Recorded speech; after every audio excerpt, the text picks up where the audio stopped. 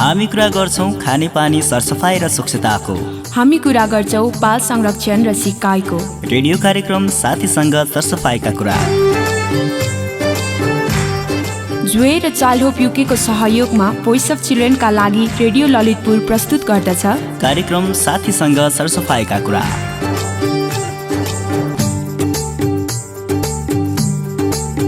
नमस्कार, म बलराम अनि म काजु। सबैभन्दा पहिले रेडियो कार्यक्रम साथीसँग सरसफाइका कुरामा तपाईहरु सबैजनालाई स्वागत छ। कार्यक्रम साथीसँग सरसफाइका कुरामा हामीले मुख्य गरी बाल संरक्षण र शिक्षाका लागि खानेपानी सरसफाई र स्वच्छताको महत्त्व, खानेपानी सरसफाई र स्वच्छताको अभावमा हाम्रो सिकाइ प्रक्रियामा परिरहेको नकारात्मक प्रभाव र त्यसको अन्तका लागि गर्नुपर्ने प्रयासबारे छलफल गर्छौं। तपाईले कार्यक्रम साथीसँग सरसफाइका कुरा प्रत्येक शनिबार बिहान 7:30 बजे मेरो एफएम 93.3 मेगाहर्जमा र सप्तकोशी एफएम 90 मेगाहर्जमा सुन्न सक्नुहुन्छ। यस्तै हाम्रो फेसबुक आइडी साथीसँग सरसफाइका कुरा र युट्युबमा पनि यो कार्यक्रम सुन्न सक्नुहुन्छ। कार्यक्रम सुनेर हामीलाई विभिन्न ठाउँबाट साथीहरूले प्रतिक्रिया र सुझाव पठाउनु भएको छ। प्रतिक्रिया र सुझावका लागि यहाँहरू सबैजनालाई हार्दिक धन्यवाद। तपाईहरूको प्रतिक्रिया र सुझावले हामीलाई यो कार्यक्रम अझै राम्रो बनाउन सहयोग पुग्छ। त्यसैले हामी सधैँ तपाईँका प्रतिक्रिया र सुझावको प्रतीक्षामा रहिरहनेछौँ। कार्यक्रम साथीसँग सरसफाइको कुराको अघिल्लो भागमा हामीले राष्ट्रिय शिक्षा नीतिले विद्यालयलाई सम्पूर्ण रूपमा सुरक्षित, बाल मैत्री, छात्र मैत्री, अपाङ्गता मैत्री सिकाइ केन्द्रको रूपमा विकास गर्दै लैजाने भनी गरेका व्यवस्थाको विविध पक्षहरूबारे चर्चा गरेका थियौँ, होइन र बलराम? यति मात्रै कहाँ हो र, विद्यालय परिसरमा खानेपानी, शौचालय, खेल मैदान, सरसफाइ किट, प्राथमिक उपचार बाकस अनिवार्य गरिनेछ भनी गरेको व्यवस्था कार्यान्वयनका लागि भइरहेका प्रयासहरूबारे पनि त कुरा गरेका थियौँ नि। हो नि बलराम, नीतिगत व्यवस्थाको हिसाबले त यहाँ कुनै कमी छैन, तर के भन न, बिचमै रोकियो त तिमी? तर के भन्नु, अस्ति मसँग कुरा गर्दा तिमी आफैले स्कुलमा खानेपानी शौचालयको समस्या छ भनेको होइन? अनि के भयो त? त्यो त भएकै कुरा भने हो नि। मेरो मतलब तिमीले नभनेको कुरा भन्यौ भने होइन। तिम्रो स्कुलमा जस्तो समस्या छ त्यस्तो समस्या अरू स्कुलमा पनि छ भन्न खोज्या के? त्यसमा त कुनै विवादै भएन नि। तर प्यास लागेको बेला राम्रोसँग पानी पिउन नपाउने, टोयलेट जाँदा निकै बेरसम्म पर्खिनु पर्ने, हात धुने पानी र साबुन नहुने अवस्थामा अनि उसले आफूलाई कसरी पढाइमा केन्द्रित गर्न सक्छ भन त? ल, अस्ति मैले आफैले भोगेको कुरा भने होइन त। एक त टोयलेट टाढा छ, त्यसमाथि कहिल्यै सफा हुँदैन, अनि त्यस्तो फोहोर टोयलेटमा गएर क्लासमा फर्केपछि मलाई त पटक्कै पढ्न मन लाग्दैन भने। सबैलाई त्यस्तै त हो नि, त्यसैले त स्कुलहरूलाई बाल मैत्री सरसफाइ युक्त बनाउनु पर्छ भन्ने हो नि। भनेर मात्र पुग्छ र? स्कुलहरूमा गएर हेर्नु पर्यो, सरसफाइ सम्बन्धी मापदण्डको कति कार्यान्वयन भएको छ भनेर बुझ्नु पर्यो। सम्बन्धित निकायहरूले अनुगमन गर्नुपर्छ भन्नेमा त म पनि सहमत छु, तर विद्यालयलाई सरसफाइ युक्त स्वच्छ राख्न त स्वयं विद्यालय प्रशासन, शिक्षक, विद्यार्थी सबैको उत्तिकै भूमिका हुन्छ नि। त्यो त हो, तर यहाँ चलेकै छ भन्ने धारणाले धेरै काम गर्छ, कसैले जिम्मा लिँदैन अनि जताततै समस्या।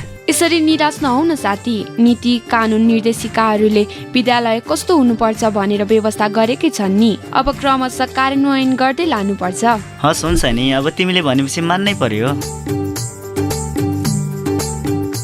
बलराम, अब हाम्रो रेगुलर सेगमेन्टहरूबारे जानकारी दिने होइन? हो नि, तिमी नै भन न, आज हामी कार्यक्रममा के विषय प्रसारण गर्छौँ भनेर। यो जानकारी पछि अनि फेरि विद्यालयको वातावरणलाई लिएर कुरा गरौँला, हुन्न? हुन्छ, अब आज कार्यक्रममा के सुन्छौ भनेर जानकारी दिउँ त? हुन्छ। आज कार्यक्रम साथीसँग सरसफाइका कुरामा हामी सबैभन्दा पहिले अभिभावक, शिक्षक र विद्यार्थी साथीहरूको कुरा सुन्छौँ। उहाँहरूसँग विद्यालयमा पिउने पानी, शौचालय, सरसफाइ र स्वच्छताको उचित प्रबन्ध गर्न सम्बन्धित निकायहरूलाई के सुझाव दिनुहुन्छ भनेर सोध्छौँ। विद्यालयको वरिपरिको वातावरण सफा हुनु पर्यो र स्वच्छ वातावरण कायम गर्नु पर्यो। त्यसको लागि सबभन्दा पहिलो भूमिका भनेको विद्यालयको नै हुन्छ। यसले कर्मचारीको व्यवस्थापन गर्ने, विद्यार्थीहरूलाई सरसफाइ सम्बन्धी त्यो संस्कृति सिकाउने, कल्चर सिकाउने गर्न सकिन्छ। त्यसपछि विद्यालयको वातावरणको सम्बन्धमा गरिएका नीतिगत व्यवस्था र कार्यान्वयनको स्थितिलाई लिएर संक्षिप्त रिपोर्ट प्रसारण गर्छौँ। अनि हाम्रो शिक्षा नीतिमा विद्यालयहरूलाई बाल मैत्री, छात्र मैत्री, अपाङ्गता मैत्री, सुरक्षित, हिंसा र भयरहित सिकाइ केन्द्रको रूपमा विकास गरिनेछ भनेको अवस्थामा कति विद्यालयहरूमा यस्तो स्थिति निर्माण भएको छ त? अब यसको पूर्ण कार्यान्वयनका लागि सरकारले के गर्दैछ भन्ने विषयमा केन्द्रित रहेर शिक्षा मन्त्रालयका सहसचिव, योजना महाशाखाका प्रमुख डाक्टर तुलसी थपलियासँगको कुराकानी प्रस्तुत गर्छौँ। त्यो सांस्कृतिक विषय भनेको घरको, परिवारको, समुदायको त्यो सम्बन्धी मान्यता, विश्वास, चेतनालाई हेर्नुपर्छ। किन विद्यालय भनेको समुदायको एउटा अङ्ग हो। समुदायमा हुने गतिविधि, त्यसमा स्थापित मान्यताहरू र मूल्यहरू अनुसार विद्यालयमा प्रभाव पर्छ नै। अनि तपाईँका लागि यो साताको प्रश्न राख्छौँ। साथमा कार्यक्रमको चौथो भागमा गरिएको प्रश्न, त्यसको सही जवाफ र सही जवाफ पठाउनेहरू मध्ये पुरस्कृत हुने 2 जना साथीहरूको नाम र ठेगाना बारे जानकारी दिन्छौँ। हामीलाई सुन्दै रहनुहोला। उफ, कस्तो गर्मी भयो काजल। मलाई त अहिले त्यस्तो साह्रो गर्मी चाहिँ भएको छैन हौ। क्लासमा चाहिँ कुसमुक्कुस हुन्छ भने। मेरो क्लासको कुरा भनौँ तिमीलाई? भन न, के छ र त्यस्तो? कोचा हुन्छ भने एउटा सानो झ्याल छ, हावा पनि राम्रोसँग पास हुँदैन अनि मरिँदैन त गर्मीले। त्यही त भने, कक्षा कोठा त अलिक खुला सजिलो गरी बस्न सकिने पो हुनुपर्छ नि। स्कुलमा यस्तो वातावरण हुनुपर्छ जसले पढाउने र पढ्ने प्रक्रियामा पनि ऊर्जा थपियोस्। हो त, स्कुल मैत्रीपूर्ण हुनुपर्छ, स्वच्छ सफा हुनुपर्छ, पिउने पानी, शौचालयको सुविधा भएन, हात धुने ठाउँको सुविधा भएन भने त्यही कारणले रोग समेत निम्तिन्छ नि। एकदमै सही कुरा गर्यो काजल। अझ गर्मीको बेला त बिरामी हुने सम्भावना झनै बढी हुन्छ भने। त्यसैले त मैले सुरुदेखि नै हाम्रो संविधान, ऐन, नीति नियम, निर्देशिकाले परिकल्पना गरेको जस्तै विद्यालय बनाउन सबै लाग्नुपर्छ भन्छु नि। म पनि त्यही त भन्दैछु। कल्पना गरौँ त, स्कुल हातमा खानेपानी, शौचालय, खेल मैदान, सरसफाइ किट, प्राथमिक उपचार बाकस राखिएको होस्, स्वच्छ, सफा, शान्त, सुरक्षित र हरियालीयुक्त वातावरण होस्, अनि पढ्नुको मजा नै बेग्लै हुन्छ नि काजल। तिमीले भनेको कुरामा सबैको ध्यान जाओस्, हामी यही अनुरोध गरौँ। अब चाहिँ हाम्रो रेगुलर सेगमेन्टतिर लागौँ न, हुन्न बलराम? हुन्छ। तपाईँ यति बेला रेडियो कार्यक्रम साथीसँग सरसफाइका कुरा सुन्दै हुनुहुन्छ। कार्यक्रममा अबको समय हो तपाईँ साथी, शिक्षक, अभिभावकको विचार सुन्ने। आज हामीले शिक्षक, विद्यार्थी र अभिभावकहरूलाई विद्यालयमा पिउने पानी, शौचालय, सरसफाइ र स्वच्छताको उचित प्रबन्ध गर्न सम्बन्धित निकायहरूलाई के सुझाव दिनुहुन्छ भनेर सोधेका छौँ। सुनौ न उहाँहरूको विचार।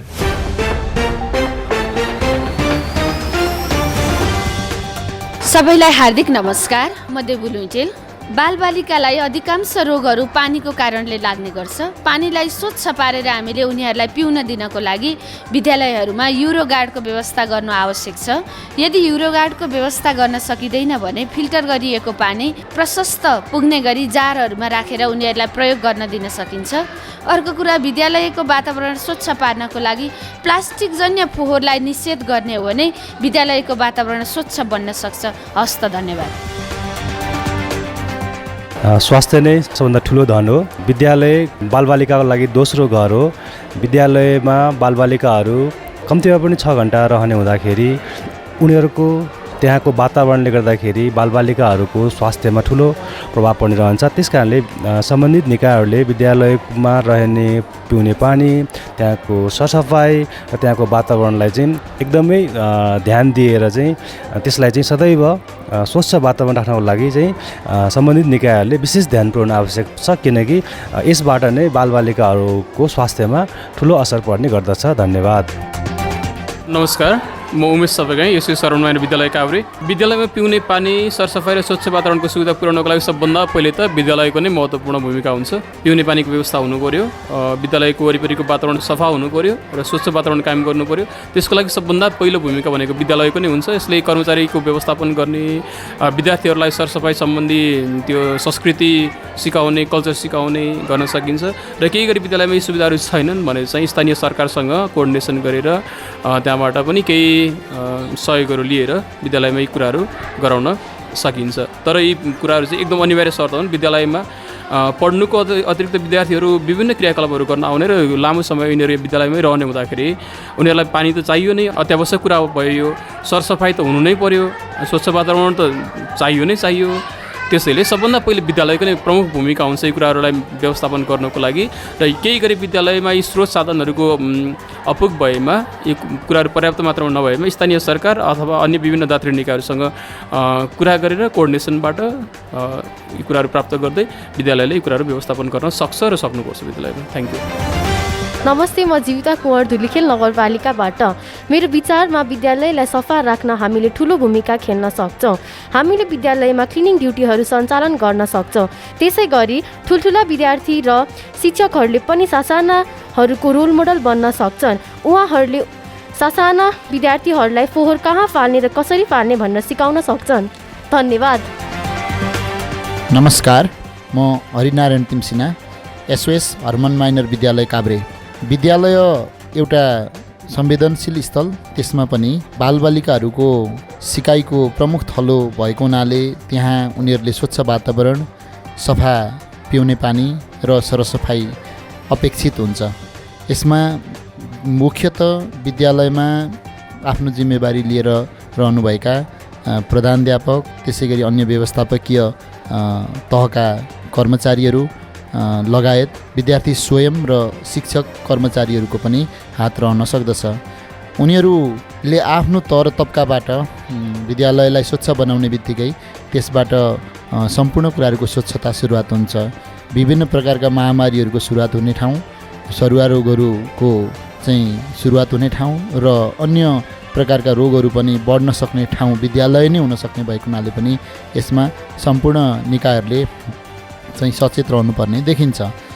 विद्यालयलाई एउटा मात्र क्रीडास्थल नबनाएर यो एउटा स्वच्छ मन्दिर हो र यसमा हामीले यसलाई सरसफाइ राख्यौँ भने यो हाम्रो जीवनको लागि अमूल्य एउटा क्षेत्र बन्नेछ भन्ने कुरामा सम्पूर्ण सरकारवालाहरूको ध्यान पुग्न सकेमा विद्यालयले नै भविष्य निर्धारण गरिदिन सक्नेछ उनीहरूको जीवनलाई।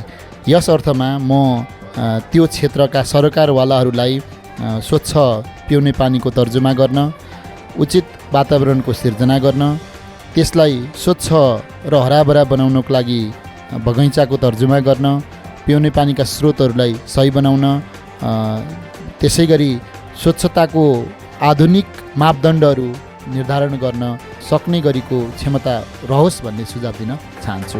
धन्यवाद।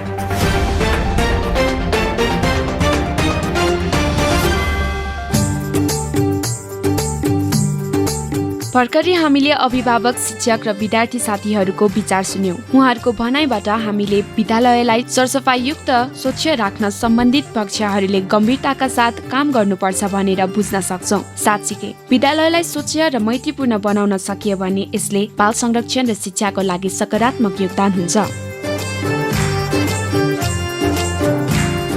काजल, विद्यालयमा विद्यमान खानेपानी र सरसफाइका सुविधा, स्वच्छता अभ्यासको अवस्थाबारे एकपटक समीक्षा गर्नुपर्छ जस्तो लाग्छ हो मलाई त। किन भन त? अहिलेसम्मको अवस्थाको समीक्षा गरिएन भने आउने दिनमा जतिसुकै नीति बनाए पनि अवस्था उस्तै त हो भन्ने हुन्छ। तिमीले ठिकै भन्यौ, त्यो त सम्बन्धित पक्षहरूले गरेकै छन्। फेरि नीतिगत व्यवस्थाको कार्यान्वयन गर्नु सबैको दायित्व पनि हो। तर अधिकांश स्कुलमा खानेपानी, शौचालयको सहज उपलब्धता छैन। हो, त्यसैले त म भन्दैछु नि, नीति बनाएर मात्र पुग्दैन, त्यसको कार्यान्वयनको लागि संयन्त्र बनाउनु पर्छ, अनुगमन गर्नुपर्छ। त्यसो त विश्वव्यापी दिगो विकास लक्ष्य 4 अन्तर्गत सबै विद्यालयहरूमा आधारभूत खानेपानी, सरसफाइ र स्वच्छताको प्रावधान हुनुपर्ने गरी सूचकाङ्क तोकिएको छ। नेपालले यसमा प्रभावकारी ढङ्गले काम गर्नै पर्ने हुन्छ। आशा गरौँ न। आशा होइन, विश्वास गरौँ भन न। ल विश्वास नै गरे। अब चाहिँ मेरो रिपोर्ट सुनाऊ है। हुन्छ।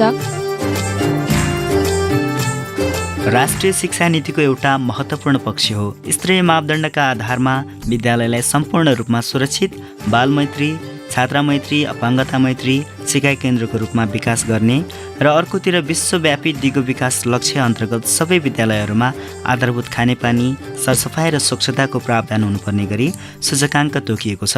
प्रत्येक नागरिकलाई स्वच्छ खानेपानी तथा सरसफाइमा पहुँचको हक सुनिश्चित गरेको छ र विद्यालय क्षेत्र विकास योजनाले गुणस्तरीय शिक्षाको लागि विद्यालयमा स्वच्छ खानेपानी, व्यवस्थापन, सरसफाइका सुविधा र स्वच्छ वातावरणको आवश्यकतालाई महत्त्वपूर्ण पक्षको रूपमा लिएको छ। यिनै विषयहरूको आधारमा सबै विद्यालयहरूमा खानेपानी र सरसफाइको सुविधा एवं स्वच्छ वातावरणको विकास तथा प्रवर्धन गर्ने कार्यमा एकरूपता ल्याई सिकाइ उपलब्धि तथा शैक्षिक गुणस्तरमा सुधार गर्न आवश्यक भएकोले विद्यालय खानेपानी, सरसफाइ तथा स्वच्छता सम्बन्धी कार्यविधि 2074 पनि जारी भएको छ। यसले विद्यालय खानेपानी, सरसफाइ तथा स्वच्छता प्रवर्धनका लागि सरकारी, गैर सरकारी निजी क्षेत्र र नागरिक समाजबीच समन्वय, सहकार्य र साझेदारी गर्ने विषयमा जोड दिएको छ। यस्तै विद्यालय खानेपानी सरसफाइ तथा स्वच्छताको विषयलाई विद्यालय स्तरीय योजनामा समावेश गर्नै पर्ने र विद्यालयमा खानेपानी र सरसफाइका सुविधा र स्वच्छता प्रवर्धनका लागि निरन्तर स्वमूल्याङ्कन पद्धति अवलम्बन गर्ने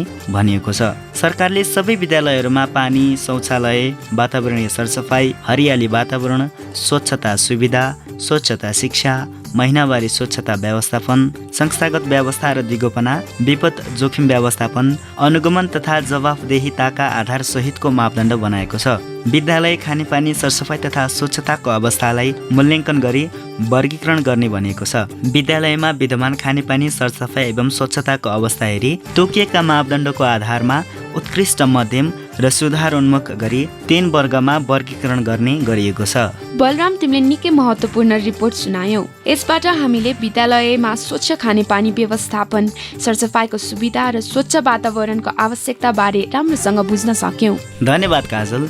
अब भने विज्ञ व्यक्तित्वसँगको कुराकानीतिर पनि लाग्ने हो कि? हुन्छ।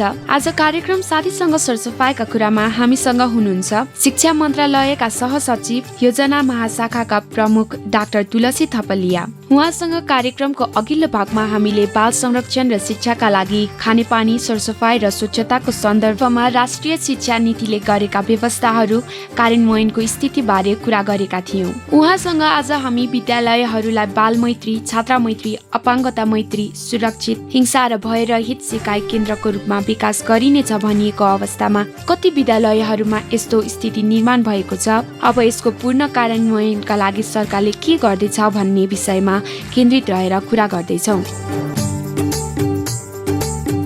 सर, स्वागत छ यहाँलाई कार्यक्रम साथीसँग सरसफाइका कुरामा। हजुर, धन्यवाद, नमस्कार। आजको कुराकानी चाहिँ पिउने पानी, शौचालयको अभाव जस्ता कुराले हाम्रो सिकाइ प्रणालीमा कतिको नकारात्मक प्रभाव पारिरहेको छ भन्नेबाट सुरु गरौँ, हुन्छ सर? विद्यार्थीहरूले पढेपछि बाहिर सिजनमा शौचालय जानु पर्दाखेरि शौचालय नभएको कारणले गर्दा च्यापेर बस्नुपर्ने भयो। कोठामा बसेर पढ्दाखेरि चाहिँ हल्लामा अथवा सुरक्षित रूपमा घाम पानी चिसो तातोसँग चाहिँ कठिन अवस्थामा पढ्नुपर्ने भयो। ज्यादै गरम दिनको छाना मुनि अथवा चिसोमा बसेर पढ्नुपर्ने भयो भने पक्कै पनि सिकाइमा जुन किसिमको दृढता, जुन किसिमको लगन चाहिन्छ, एक किसिमको ध्यान केन्द्रित भएर पढ्नुपर्ने हुन्छ, त्यो कठिनाइ त हुन्छ, पक्का हो। त्यो कुरा नकार्न सकिने। त्यसकारण न्यूनतम पूर्वाधार ज्यादै महत्त्वपूर्ण छ। तर पूर्वाधार फेरि पनि म भन्छु यो सहयोगी तत्त्व मात्रै हो। मूल तत्त्व भनेको चाहिँ शिक्षक र शिक्षकको शिक्षणसँगको शिक्षण कसरी गर्ने भन्ने उसको ठिक ज्ञान, विधिको प्रयोगको बारेमा जानकारी र उसको चाहिँ उत्प्रेरणा, मोटिभेसन, सायद यी विषयहरू सबैभन्दा बढी महत्त्वपूर्ण होला नि भन्न चाहन्छु मैले। हाम्रो शिक्षा नीतिमा विद्यालयहरूलाई बाल मैत्री, छात्रा मैत्री, अपाङ्गता मैत्री, सुरक्षित, हिंसा रहित र भयरहित सिकाइ केन्द्रको रूपमा विकास गरिनेछ भनेको अवस्थामा कति विद्यालयमा यस्तो स्थिति निर्माण गर्न सकिएको छ त सर? यो सापेक्षिक कुरा हो भन्न चाहन्छु मैले होइन। यसलाई चाहिँ कुनै एब्सोल्युट टर्ममा ठ्याक्कै यति भनेर यति बुँदा यति बिन्दुभन्दा माथि गएपछि बाल मैत्री भयो, यति बिन्दुभन्दा तल गयो भने भएन भन्नलाई त गाह्रो छ होला। यो सापेक्षिकतामा हेर्नुपर्ने, विगतभन्दा अहिले कस्तो भयो अथवा पल्लोभन्दा अहिले कस्तो भयो अथवा कुनसँग कुनै न कुनैसँग तुलना गरेर सापेक्षिक रूपमा भन्ने विषय होला भन्न चाहन्छु। त्यसरी हेर्दाखेरि चाहिँ अधिकांश विद्यालयहरूमा विगतको तुलनामा शिक्षकको सक्रियता, चेतनाले पनि, समुदायको चेतनाको कुराले पनि, मिडियाको प्रभावले पनि सबै कारणले गर्दा केही सुधार भएको छ भन्न चाहन्छु। तर पनि यदा कदा फाटफुट हामी विद्यार्थीहरूप्रति चाहिँ भयरहित वातावरणमा पढ्न पाउने अधिकारको पूर्ण पालना भएन, त्यहाँ दण्डका कुराहरू पनि आए भन्ने कुरा पनि हामी सुन्छौँ। विद्यार्थीहरूलाई दण्ड दिइयो, सिकेनन् जानेनन् भन्ने नाममा, विभिन्न नाममा दण्ड दिइयो भन्ने पनि बेला बखत सुन्ने गर्छौँ। त्यसकारण ती विषयहरूलाई सुधार गर्न अझै पनि आवश्यक छ। छात्राहरूलाई शौचालय सफा नहुँदा प्याड लगाउन समेत समस्या भएको अवस्था छ, कसरी सुधार गर्ने?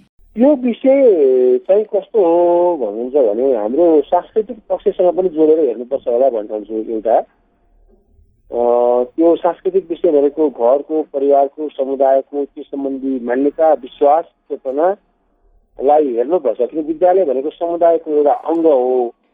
समुदायमा हुने गतिविधि, त्यसमा स्थापित मान्यताहरू र मूल्यहरू अनुसार विद्यालयमा प्रभाव पर्छ नै।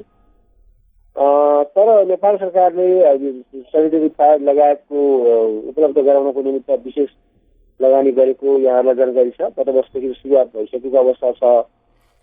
साथसाथै विद्यालयमा खानेपानी र सरसफाइको निमित्त विशेष प्रयत्नहरू भएको अवस्था पनि छ।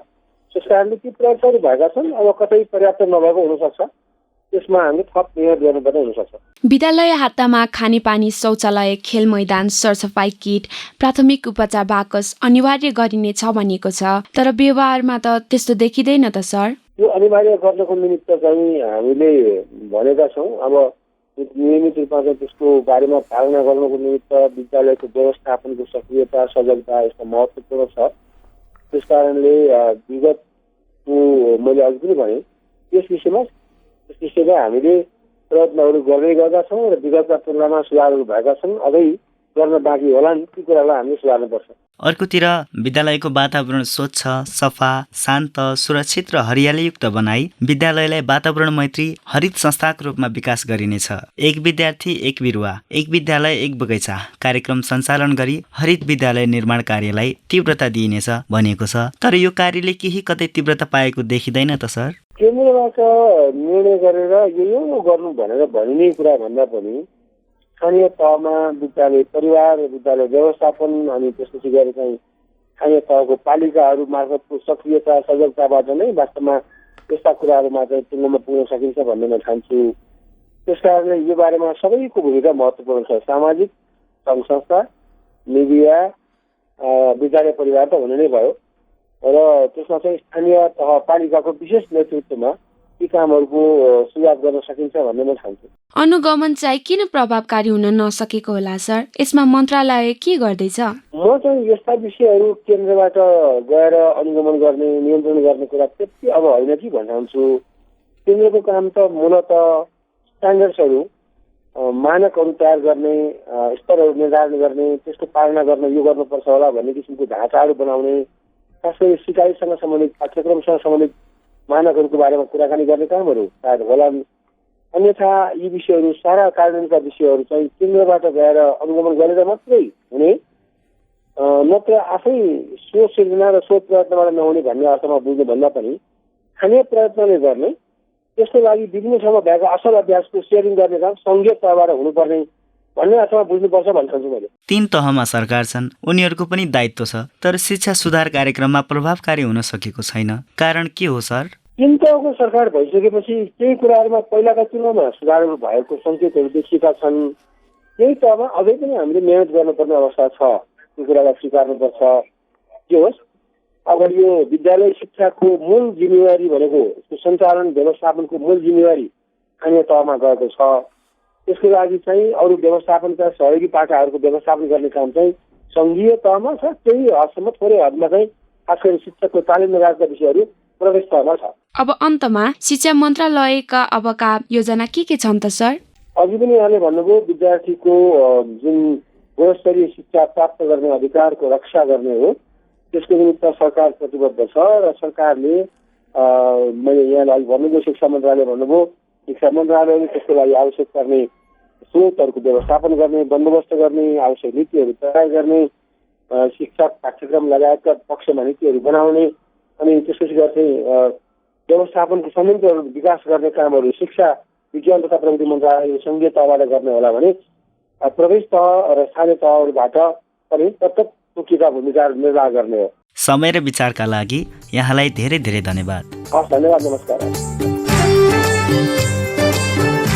हामीसँग हुनुहुन्थ्यो शिक्षा मन्त्रालय योजना महाशाखा प्रमुख सहसचिव डाक्टर तुलसी थपलिया। आज हामीले उहाँसँग बाल संरक्षण र शिक्षाका लागि खानेपानी, सरसफाइ र स्वच्छताको सन्दर्भमा गरिएका व्यवस्थाहरूको व्यावहारिक कार्यान्वयनमा देखिएका चुनौती र समाधानमा केन्द्रित रहेर कुराकानी गर्यौं। अनि आजको कुराकानी तपाईलाई कस्तो लाग्यो? हामीलाई प्रतिक्रिया र सुझाव पठाउनुहोला। अब भने कार्यक्रम साथीसँग सरसफाइका कुराबाट बिदा माग्ने समय भइसकेको छ। त्यसअघि कार्यक्रम साथीसँग सरसफाइका कुराको चौथो भागमा हामीले सोधेका प्रश्न प्रश्नको सही जवाफ भन्छौ है। कार्यक्रमको चौथो भागमा हामीले नेपालको कति जनसङ्ख्यामा आधारभूत खानेपानीको सुविधा उपलब्ध छैन भनेर सोधेका थियौँ। यो प्रश्नको सही जवाफ नेपालमा 35 लाख जनसङ्ख्यासँग आधारभूत खानेपानीको सुविधा उपलब्ध छैन। हामीलाई धेरै श्रोताहरूले नेपालमा 35 लाख जनसङ्ख्यासँग आधारभूत खानेपानीको सुविधा उपलब्ध छैन भनी सही जवाफ पठाउनु भएको छ। यसमध्ये 2 जना साथीहरू काभ्रे पनौतीका विशाल राई र कोटेश्वर काठमाडौँकी दीक्षा चापागाई पुरस्कृत हुनु भएको छ।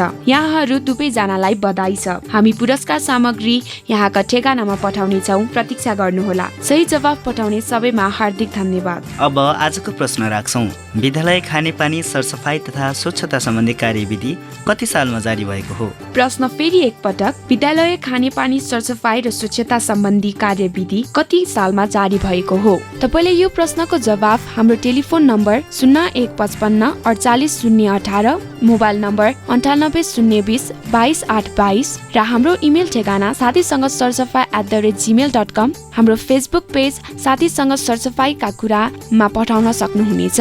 जवाफ पठाउने ठेगाना फेरि एकपटक, telephone number 0155 48018, mobile number 9802022822, email ठेगाना साथीसँग सरसफाई@gmail.com र फेसबुक पेज साथीसँग सरसफाईका कुरामा पनि जोडिन सक्नुहुनेछ। जवाफ पठाउँदा आफ्नो नाम र ठेगाना प्रष्टसँग उल्लेख गर्नुहुन अनुरोध गर्दछौँ। सही जवाफ पठाउने मध्ये प्रत्येक साता 2 जनालाई हामीले पुरस्कृत गर्नेछौँ। यो जानकारीसँगै आजलाई कार्यक्रम साथीसँग सरसफाईका कुराबाट प्राविधिक दाजु भूमिराज श्रेष्ठको साथमा म बलराम अनि म काजोल बिदा माग्छौँ। नमस्कार।